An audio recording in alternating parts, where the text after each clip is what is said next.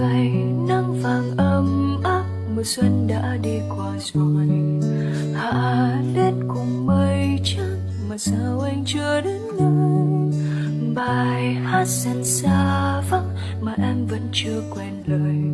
Một người bấy lâu em vẫn mong đợi, mong ngày mai lên từng cơn gió sớm